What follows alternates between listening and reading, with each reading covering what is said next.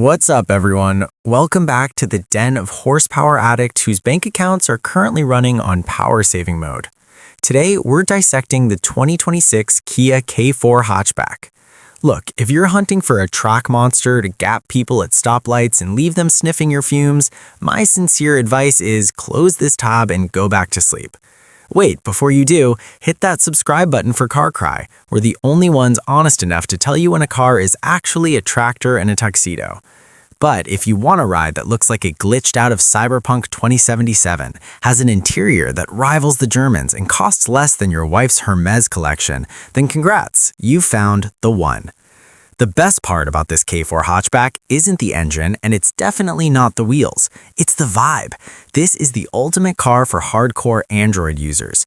It's for the people who despise the basic, overpriced iPhone allure of a Honda Civic, the ones who love to tweak, customize, and live for that "I got a massive deal" dopamine hit. Exterior.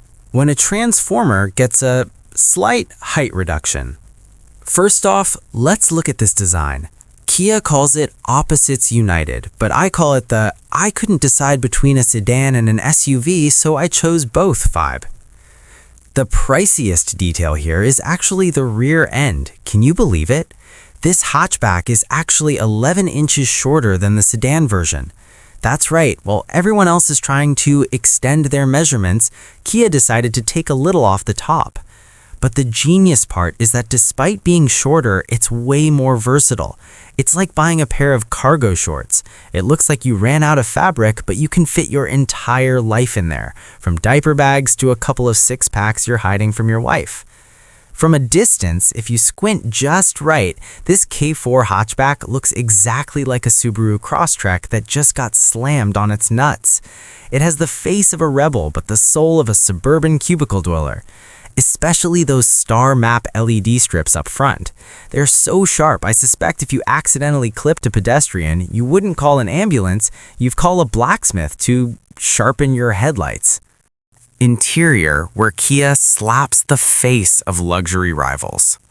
Step inside and you'll realize why I call this a steal. Kia did something Mazda or Toyota often forget. They actually invested in the things we touch every single day. The SynTex faux leather on these seats is so soft, I'm starting to wonder if Kia is breeding robot cows in South Korea just for their hides. It's durable, it's premium, and most importantly, it's idiot-proof to clean. If you spill your Starbucks, or worse, if your toddler decides to stress test the upholstery with a Sharpie, a wet wipe is all you need to fix your life. And here's the money detail, the dual screen setup. It's not just huge, it's annoyingly smart. Kia sandwiched a tiny climate control panel right between the driver's cluster and the infotainment. It looks incredibly cyber, even though in reality it's usually blocked by the steering wheel. But whatever, it looks cool, right? The K4's steering wheel is a massive win. In an era where manufacturers are obsessed with touch capacitive buttons, the kind where a single sneeze accidentally turns on your seat heaters or calls your ex, Kia stays loyal to physical buttons. That click-clock tactile feel is as satisfying as clicking a ballpoint pen during a boring board meeting. It's practical, it's human. The engine. Don't listen to the sales rep, look at the stopwatch. Now for the heartbreaking part. That 1.6 turbo in the GT line. The salesman will whisper in your ear, "Buddy, 190 horsepower, it's punchy, it's fast." It sounds like a beast on paper, but in reality, when you floor it, the car responds with, "Hold on, let me double check with the transmission first." It takes 8.1 seconds to hit 60 miles per hour. Let me give you an analogy. 8.1 seconds is enough time to realize you forgot to lock your front door, turn around to check it, and only then will you finally reach highway speeds.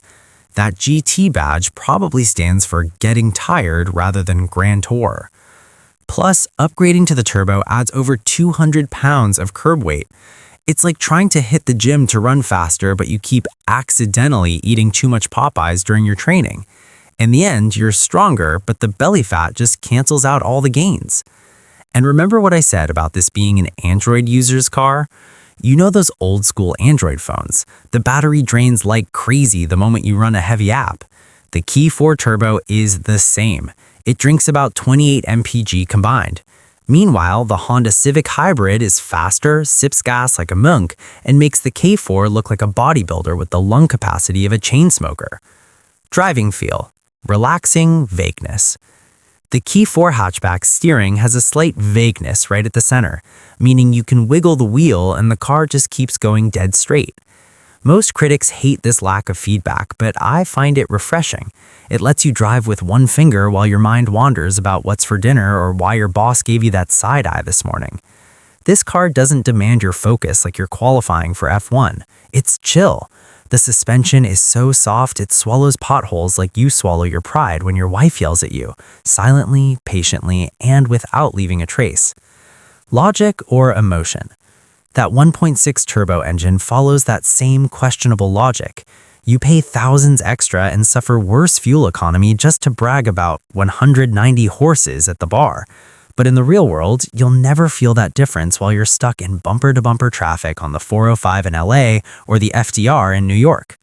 My advice, stick to the base 1.0 liter. It's weaker, sure, but it's honest. It doesn't promise pushed back in your seat thrills only to let you down. It just promises to get you to the office on time, and it does that perfectly. In short, the 2026 Kia K4 Hatchback is a logic flipper. It's shorter yet roomier. It looks sporty but drives like a spa day. It's packed with tech but keeps the classic buttons. If you're the type who buys a Google Pixel just for the specs to price ratio, you'll love this. It delivers that entry-level luxury vibe flawlessly. You sit inside, turn the ambient lighting to red, which happens automatically in sport mode even though you're not going any faster, blast the premium audio, and feel like a young CEO. Who cares if the neighbor in their Civic Hybrid gaps you at the light? Let them go. They might get there 2 seconds earlier, but you're the one sitting in the car that looks like a literal spaceship. The Kia K4 Hatchback isn't the best in its class, but it's the most interesting for people bored of Japanese perfection. It's like dating a girl with a big personality, a bit stubborn, a bit of a spender, but every time you see her in the parking lot, you smile and think, at least I look cool. Final verdict, 7 out of 10. Get the base engine and save your gas money. Use the extra cash for a nice gift for the wife, or at least buy some normal sunscreen. Seriously, don't listen to my old jokes about that crocodile stuff anymore.